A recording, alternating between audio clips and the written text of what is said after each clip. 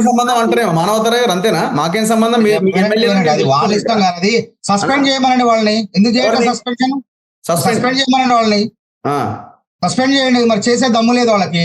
సిగ్గున్న వాళ్ళు అయితే సస్పెండ్ చేస్తారు, సిగ్గు లేని వాళ్ళు కాబట్టి గతంలో సిగ్గు తప్పి ఇట్లా చేసుకున్నారు కాబట్టి పార్టీ నుంచి వాళ్ళు చెప్పేది ఎట్లుందంటే, గతంలో అట గురువింద గింజట తన కింద నలుపు తెలుసుకోకుండా ఎదుటోళ్ళు ఎక్కిరించినట్టు వీళ్ళు చెప్తుంటే, తన కింద నలుపు తెలుసుకోకుండా ఎదుటోళ్ళు ఎక్కిరించినట్లు వీళ్ళ కథ అంతా కూడా.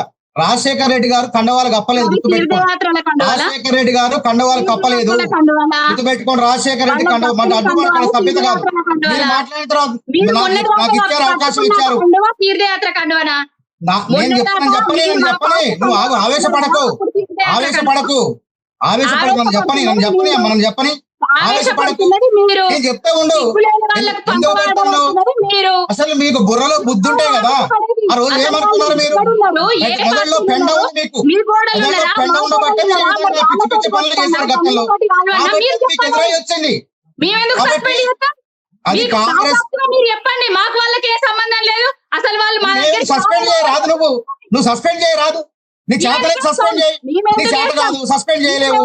నీ పార్టీ వాళ్ళు కాంగ్రెస్ పార్టీ ప్రభుత్వంతో కలిసి పనిచేస్తుంటే నువ్వు నోటీస్, నువ్వు సోకాజ్ నోటీస్ ఇరాదు.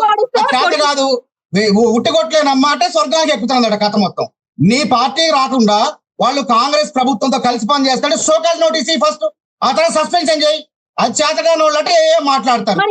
కాబట్టి గుర్తుపెట్టుకోండి, నైతిక హక్కు లేదు. ఈ విధంగా మా పార్టీ ఫిరాయింపుల పైన మాట్లాడే హక్కు అసలు బీఆర్ఎస్ పార్టీకి లేదు. అదే ఏం చేసిండు? ఈయన పాస్పోర్ట్ల దొంగ ఎమ్మెల్యే దొంగతనం కూడా చేసిండు. గతంలో కాంగ్రెస్ ఎమ్మెల్యే దొంగతనం చేసిండు. మనుషుల్ని, ఆడవాళ్ళని, మహిళల్ని విదేశాలకు అక్రమ రవాణా చేసిన పాస్పోర్ట్ల దొంగ ఎమ్మెల్యే పార్టీలోకి రవాణా చేసుకున్నాడు. కాబట్టి దేవుడు అనేవాడు ఉండబట్టే ఈ రోజు తగినటువంటి బుద్ధి చెప్పి తగిన శాస్తి చేసిండు రావు గారు. కాబట్టి ఇట్లాంటి వాళ్ళకి గుణపాఠం ఇది సరైనటువంటి గుణపాఠం. కాబట్టి రాహుల్ గాంధీ గారికి రాజ్యాంగం పట్ల గౌరవం ఉండబట్టే, రేవంత్ రెడ్డి గారికి రాజ్యాంగం పట్ల గౌరవం ఉండబట్టే 15 మంది ఎమ్మెల్యేలు వస్తారంటే మేమే వద్దు, అవసరం లేదు మాకు అని చెప్పాం. కానీ కంటోన్మెంట్ ఎన్నికల్లో ఎప్పుడైతే ఓడిపోయారో చాలా మంది ఎమ్మెల్యేలు పార్టీలో ఉండం, ఈ పార్టీలో ఉండం, ఈ భూతాలు భగవద్గీతలు చెప్పినట్టు చెప్పే ప్రవక్తలు ఎవరు అని చెప్పేసి ఒక్క నిమిషం ఆగండి, మేము ఎదురు పార్టీలోకి వస్తామని వాళ్ళు చెప్తున్నారు. కాబట్టి సభ్యత కాదు ఇట్లా అడ్డుపడటం. అందుకే ఇట్లాంటి వాళ్ళని పిలవకండి దయచేసి.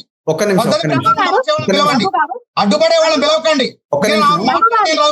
గారు 1 సెకండ్. రఘు గారు, పవన్ గౌడ్ గారు ఏ పార్టీలో ఉన్నాడో ఒకసారి చెప్పమని చెప్పండి. ఉన్నాడు కదండి, కాంగ్రెస్ లీడర్ గానే పిలిచిన కదా నేను. పార్టీలో ఉంది. ఎంపీటీసీ ఎందులో ఓడిపోయిందా? ఎంపీటీసీ ఎందులో ఓడిపోయిందామా? ఎంపీటీసీ ఎందులో ఓడిపోయినావు మనము? కాంగ్రెస్ ఎంపీటీసీ ఎందులో ఓడిపోయినావు? ఇప్పుడు ఏ పార్టీలో కూర్చున్నావు? ఏం మాట్లాడుతున్నావు మనము?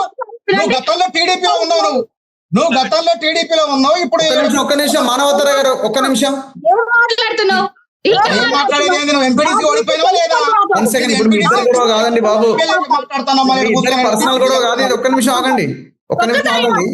ఎంపీటీసీ గెలవమ్మా నువ్వు. ఒక్క నిమిషం. ఏంటండి పవన్ గౌడ్ గారు, ఏంటది వీడియో? 8 మంది ఎమ్మెల్యేలు ఏం మాట్లాడుతున్నారు ఒకసారి.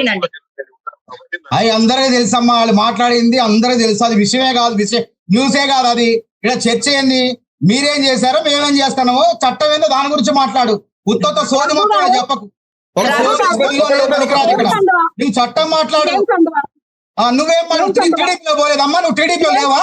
నువ్వు టీడీపీ ఎంపీటీసీ ఓడిపోయినావా లేదా? ఎంపీటీసీకి నువ్వు ఓడిపోయినావు, టీడీపీలో గుర్తుపెట్టుకో. టీడీపీ పెట్టుకున్నాడు, కాంగ్రెస్ లో ఉన్నాడు, టీడీపీలో ఉన్నాడు, టీడీపీ నుంచి టీఆర్ఎస్ పెట్టుకున్నాడు. నువ్వేదో నీతులు చెప్తున్నావు. ఒక నిమిషం నలుపు చూసుకోండి, కింద నలుపు చూసుకోండి, ఇష్టం వచ్చినట్టు మాట్లాడుతున్నారు. మానవతర గారు ఒక్క నిమిషం. ఇప్పుడు మనం పార్టీ ఫిరాయింపుల మీద మాట్లాడుతున్నాం. అదే కదా సబ్జెక్ట్ అందరు పార్టీలు మారినోళ్ళే, అంతా పార్టీలు మారినోళ్ళే, ఆ పార్టీ ఈ పార్టీ నుంచి వచ్చిన వాళ్ళే లీడర్లంతా. అవును, ఎవరో ఒకరిని ఎక్కడో దగ్గర రాజకీయాన్ని స్టార్ట్ చేస్తారు, ఆయనకు నచ్చిన పార్టీలో వాళ్ళు కొనసాగుతారు. ఓకే, సో ఇప్పుడున్న మీ పార్టీలని మీరు ఎట్లా సమర్థించుకుంటారన్న విషయాన్ని చెప్పండి.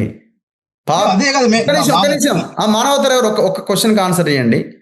దానం నాగేందర్ బీఆర్ఎస్ నుంచి గెలిచిండు, కాంగ్రెస్ లకు పోయిండు, కాంగ్రెస్ లో బీఫామ్ తీసుకున్నాడు, సికింద్రాబాద్ ఎంపీగా పోటీ చేసిండు, ఫిరాయించినట్టే కదా. అయితే వాళ్ళ సమాధానం ఇవ్వాలి కదా.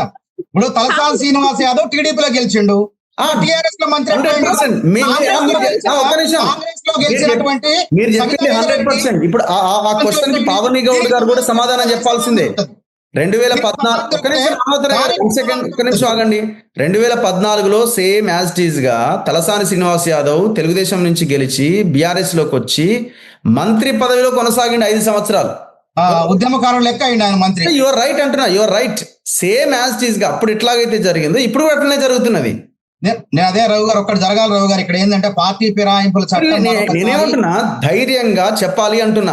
చెప్తారు సమయం ఇంకా సమయం ఉన్నది. ఇప్పుడు కడియం శ్రీహరి గారికి దానం నాగేంద్ర గారికి సమయం ఉంది, మేము ఇస్తాం సమాధానం ఇస్తాం అంటున్నారు. వారు చెప్పకుండా నోటీసులు వచ్చిన చెప్పకుండా మనం చెప్పడం ఏది చెప్పినా కానీ అది పనికిరాదు. అది రాజ్యాంగబద్ధం కాదు. నోటీసులు ఇచ్చిన తర్వాత వాళ్ళు నిజంగానే మేము కండువా కప్పుకున్నాం వాళ్ళు చెప్తే అప్పుడు స్పీకర్ గారు ఏ నిర్ణయం తీసుకుంటారో దానికి కట్టుబడి ఉండాలి మనం. ఎందుకంటే సుప్రీంకోర్టులు కూడా స్పీకర్ యొక్క పనితనాన్ని నువ్వు ఇది చేయి అని చెప్పలేవు, ఆదేశించలేవు. సూచనలు సలహాలు మాత్రమే చేయగలవు గవర్నర్లకు గానీ రాష్ట్రపతులకు గానీ. అందుకే కదా మనకి సమస్యలన్నీ ఉత్పన్నమవుతున్నాయి. సుప్రీంకోర్టు చెప్పింది ఓకే, రాజ్యాంగం ఉన్నది ఓకే. రాజ్యాంగం అయినా సుప్రీంకోర్టు అయినా మనం ఇప్పుడు ఇక్కడ మాట్లాడొద్దని ఎవరు చెప్పలే కదా. వాళ్ళు పార్టీ మారిరా మారలేదా అని మనం డిస్కస్ చేయొచ్చు, మనం ఓపెన్ గా చెప్పొచ్చు, ఎస్ మారిండ్రు అని మనం చెప్పొచ్చు. అదేమి కాదు, ఇంకోటి కాదు. ఇప్పుడు స్పీకర్ పరిధిలో ఉన్న అంశాన్ని కూడా అది సభా మర్యాదలు మనం ఉల్లంఘించినట్లయితే ఒక విధంగా చెప్పాలంటే అట్లా కూడా అయినా కానీ మనం మాట్లాడతాం. అది ఎవరు చెప్పాలా? సభా మర్యాదలు ప్రకారం సభలో ఆయనే నాయకుడు, స్పీకరే. మరి ఆ లెక్కన మధుసూదనాచారి గాని ఆనాడున్న సురేష్ రెడ్డి గాని ఆనాడు ఇదే డిలే జరిగింది కదా. అసలు డిలే కాదు, మమ్మల్ని దగ్గర రానిలే, అసలు వీళ్ళని కలుస్తున్నారు పోయి. అప్పుడు దొరకలే, మాకు అపాయింట్మెంట్ కూడా ఇవ్వలేదు, మేము వస్తామని చెప్తే పారిపోయారు ఆ రోజు. ఓకే,